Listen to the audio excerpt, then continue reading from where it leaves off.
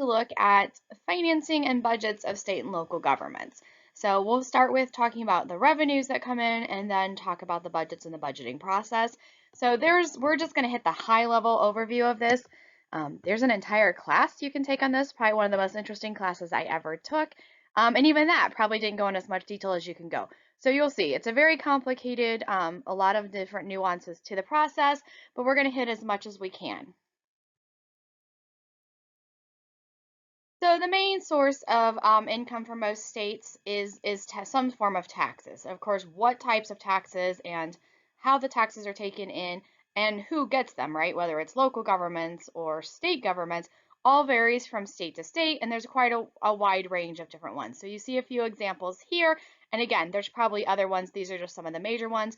So three actually are in the middle, or probably the three biggest ones that are used: sales tax, property tax, and income tax. Those would be your highest levels. I did include a little slide on here that kind of just shows the top marginal individual tax rate by state. So some states don't have income taxes. I think that was talked about early in the semester. Some students mentioned that Texas and Florida and Tennessee being some that are familiar to those of us in Illinois. And having lived in Texas, it is actually very nice to not have to file state taxes.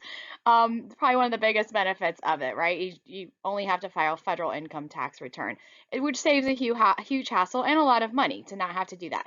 So those states, though, bring in taxes often through higher property taxes.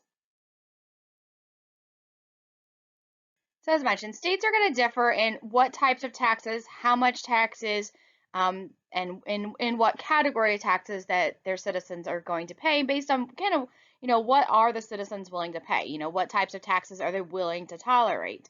And then what kind of tax rates? And all of this will determine how many services. So, right, the tax capacity of states also differs, right? You can't tax what you don't have. The demographics of your state matters, the economics, if you're more rural versus more industrial versus more service oriented. Political culture also makes a huge difference, right? Generally, individualistic states tend to have lower taxes and less government intrusion than moralistic states, which moralistic states are going to be the most, right? They're out for the greater good. So they're tending to be states that tend to have the highest tax rates. And then traditionalistic states are going to often offer the fewest services. So tax rate, they might be similar to individualistic states, but they are going to definitely offer the fewest types of services. And again, how much taxes, the way taxes are done, all determines what services a state or local government is able to offer. So there's also lots of discussion about, right, who should bear the tax burden within the state, within the country as a whole. And of course, can be a big debate that goes back and forth, right? There's lots of different arguments on both sides. But just something interesting. So in the federal level, which is the graph on the left-hand side, those in the top 1% actually pay a disproportionately large percentage of the tax burden, right? So they make up about 40%. So 1% of the population pays about 40% of the federal income tax burden. That's not the same at the state level, and that's because state income taxes often aren't graduated the same way income taxes at the federal level are. So a lot of times states, much like Illinois, have a flat tax, and a lot of state income comes from sales tax, which, if you remember from earlier, I'm not getting into as much of this one, but it is one of the videos, a couple when I talked about local government, some of the other ones that and bureaucracy, right? We talked about the different types of taxes. Sales tax is a regressive tax, right? So that means that when we're looking here on the graph on the right, it's not so much that the poorest 20% are paying the most money, they're paying the largest percentage of their income. And then that's because they make less. And when you're paying sales tax, everybody pays the same amount. Sales taxes generally don't change behaviors or shift how much people are going to buy or do, because they're generally things you're buying because you need them, right? Food, clothes, basic necessities. And so the poorest 20%, if you look at state incomes, are paying a higher percentage of their income than the top 1%. And again, that is mostly because of sales taxes.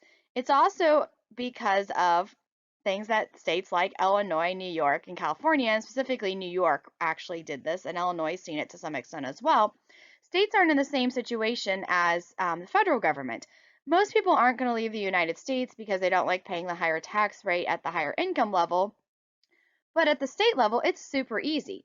And you'll see this a lot, right? So why stay in Illinois and pay a higher income tax and not move to Texas where there's no income tax? And those who are wealthy have a better, easier chance of changing or moving to different states. Therefore, states are not at the same capacity. So when they do try to do more graduated or progressive income taxes, what they see is they actually have a flight of wealth. And New York, again, if you look up the New York example, they actually had less. So when they went to more of a higher tax, progressive tax, their tax base shrank, and they actually took in less taxes because those who had the higher income and were going to pay the higher rate found it in their best interest to move to a different state. So when talking about revenue, it's also important to kind of look at the relationship between the different levels of government because that does all have a play in it as well. So when we look at the federal to the state, the relationship there is based on the federalism stuff that we talked about during the federalism chapter. The relationship fluctuates, right? Sometimes the federal government gives lump sums that the state has a lot of flexibility in how they spend it, and then sometimes they give very specific instructions, and the states are really reliant on exactly what the federal government tells them they have to do. One thing that has happened over the last decade is that states have become more and more dependent on federal aid. So I've included a slide here that kind of shows which states and how the states are. Again, keeping in mind this was very evident during the pandemic with the COVID response. The more federal government money you received, the more the government could tell you what to do, right? So there were states that really tried to be less reliant and accept less federal funding, which sometimes looks bad, right? That we're not accepting money from the state, but by not accept or from the federal government, but by not accepting the money, then the states have more say in what they're allowed to do on their own. They don't have to rely as much on listening to what the federal government's mandating them to do. The relationship between states and local governments is a lot more uneven. It's really based on the states and how state constitutions are written. And again, just if we looked at Illinois local governments, right, different types of units have different relationships with the state and on that. So in the state of Illinois, the relationship of Chicago to the state is a lot different than any other city within the state, especially downstate. So it's a little bit different there, and how much money they get, how much autonomy they have in making decisions, again, varies from state to state and even varies within the states.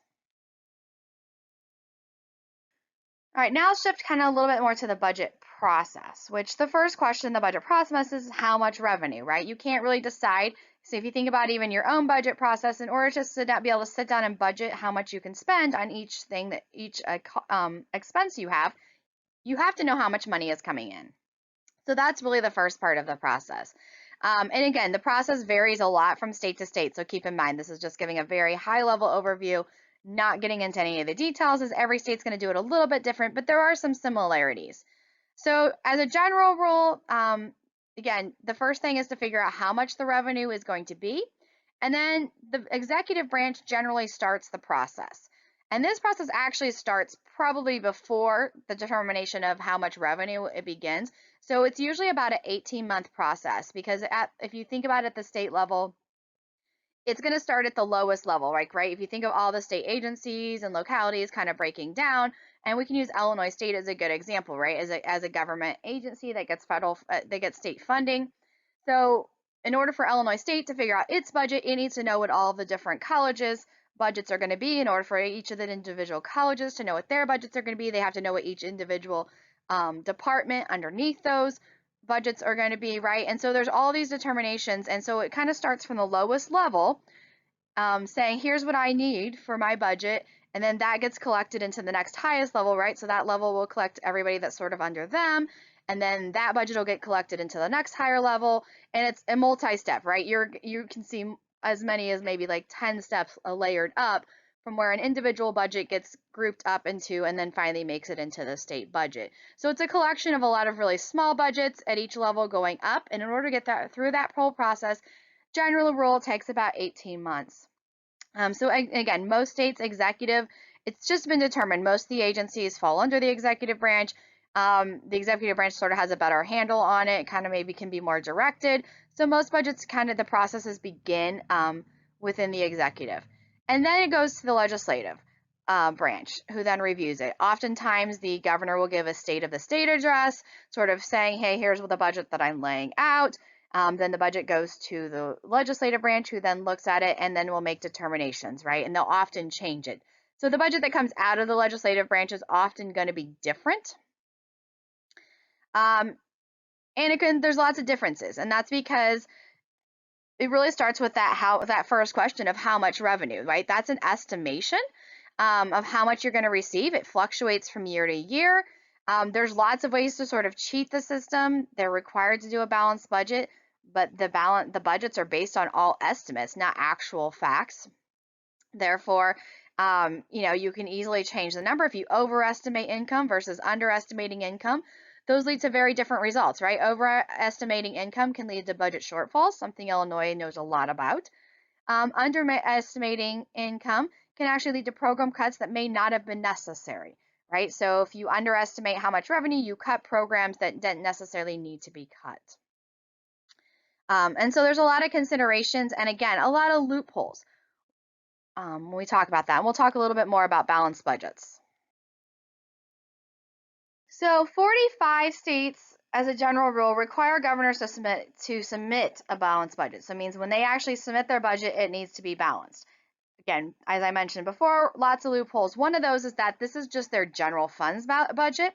Capital budgets generally don't have to be balanced. And by capital budgets, it means large infrastructure type projects. And they can fit a lot of things under that capital budget. So they can make their budget look balanced. And again, overestimating revenue is another good way to make a budget look balanced when it's really not. All but one state actually requires their legislature to pass a balanced budget. And again, this is why it's easier to often overestimate income rather than cutting, because it's a lot harder to try and get people to agree on where to cut spending. So it's easier to overestimate income. So while states are required to pass balanced budgets, it doesn't necessarily mean they have a balanced budget. And again, Illinois is a great example of this. Required to pass a balanced budget. We very rarely have actually had a balanced budget. And even when we had this last year, we've had a little bit of a surplus. That could also be negotiated on whether or not we actually do, because there are other ways you can look at the budget, and if you look at it in different ways, it's again not necessarily as balanced as it looks like. And for Illinois in particular, over the last year, COVID funding from the federal government, which is one-time funding, is a huge part of that budget that actually helped us to get to the balanced budget and surplus. Fortunately, I think this time around we spent it on one-time use projects as opposed to creating services that the state would then have to continue to fund. There is a link there if you're curious. There's a report that looks at all the states and sort of their, what does it mean for them to have a balanced budget, and so a report on that. So what does the budget pay for? So obviously employees' wages, so anybody who's a state employee. The greatest expense for most states is education. So for most state budgets, their education cost is usually their greatest or highest. This can change, and in like the state of Illinois, we're starting to shift a little bit more to that second one, which is either not necessarily healthcare and welfare, but also our retirement spending, but any sort of entitlement spending. So entitlement spending means there's not necessarily a limit. So the state's not deciding how much they're going to spend on those items, but it's basically if the person's qualified, they get the money. So there's an obligation of the state to pay. So they can't cap how much that is. And those are the expenses that cause the most trouble for states and as also for the federal government. And then to a lesser extent, but also safety, fire, police, prisons, our transportation, infrastructure, right? So all the things the state pays for comes in. Local governments as well, and sometimes again the burden is shifted between states or shifted from the state to the local governments. But for the most part, education has been oftentimes a very majority of the budget. Again, this is changing as entitlement spending has become more greater and greater across the states. But those would be the two highest expenses that most states would have. So some other things to keep in mind. So these vary from state to state, especially the first and the last one. So some states have government accounting standards boards who will set standards for their budgeting. So some states have done this in order to ensure a budget that's better for the public. That's, honest, upfront, very clear what it stands for.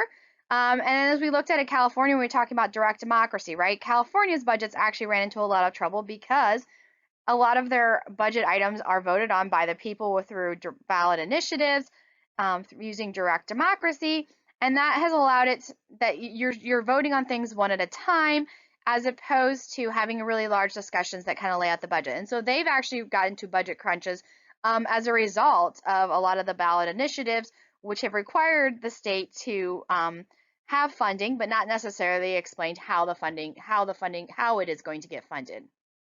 And then in the middle there, unfunded mandates. These usually come from the federal government.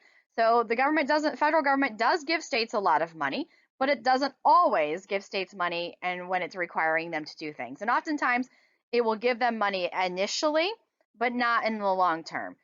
So No Child Left Behind is a great example of this. It was funded, in the initial legislation, but when it came up for a renewal, it had a lot of controversies, a lot of questions, and so the mandates didn't go away, but the funding did. And that often happens to the states, that federal mandates continue without the funding. And again, this is where states can push back if they receive less funding, but not always. Sometimes they are still stuck because they're receiving funds in other areas. The next few slides are just kind of more interesting slides if you're interested in looking at. There's links to the articles that give a fuller explanation. But this one looks at how many, the 9 states that fall short of expenses over the long term. And again, you can see Illinois is one in there. And shouldn't become as a shock if you're from Illinois or have paid any attention to Illinois politics. Our long-term forecast for our budget is not good. If we don't get some things changed, or does it, we currently owe more than what we have to spend. And again, this is where people talk about if you are a state employee, whether or not you're actually going to have retirement that's promised to you from the state paid for. And of course, that's partially because the amounts promised are well over what the state can actually afford to do.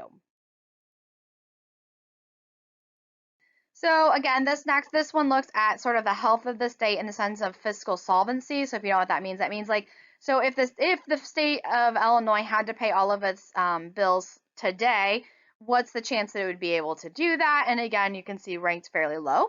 We rank at 47. There are a few states and Puerto Rico who are lower than us, but we're not sitting in a very healthy situation.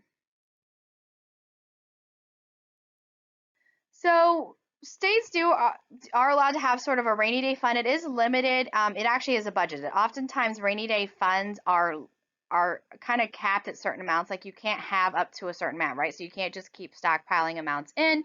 But it is good to have that sort of rainy day fund. So if you maybe don't take in as much revenue, or you don't get as much money from the federal government, you have some ability to do that. This was the most recent one I could find. So I think, like I said, as Illinois did, did a little bit better this last year, but we did very poorly up until that point.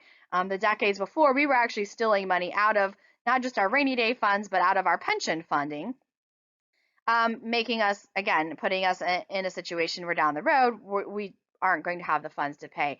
So again, rainy day funds, Illinois has not been very good at this, has ranked fairly low. This is just another way of looking at rainy day funds and kind of seeing how many days. So again, the average is 34, so it's not like rainy day funds are these massive funds that are going to help states. See the note at the bottom, Illinois as well as Colorado technically don't have rainy day funds that we do it. So there are some balances, there's some ways of putting stuff back, but we typically don't have one, hence we rank very low on this. And again, even if we were to have a fund, I would say based on the way we've physically been managed as a state, we've been more likely to take money out of funds than we are to put money into them. Wrap up, this is really important. Like I said, I highly recommend if you ever have the opportunity to take a class that's a whole semester on this, because the state budget really does directly affect us. The federal budget does too, but the state is really where we receive a lot more of our services from. It also is where we pay a lot more of our taxes. So what types of taxes we have, how high our taxes are, what type of services we have, again, whether they're state or local, what our education system looks like, what good are our roads, how good is our internal safety, and kind of, what is the longevity of our state and our state services all are affected by the budget process and the revenue process. So a very important piece to make sure you know of, and it again, one of the ways we are very affected by our state and our state policies as a regard to our budgets.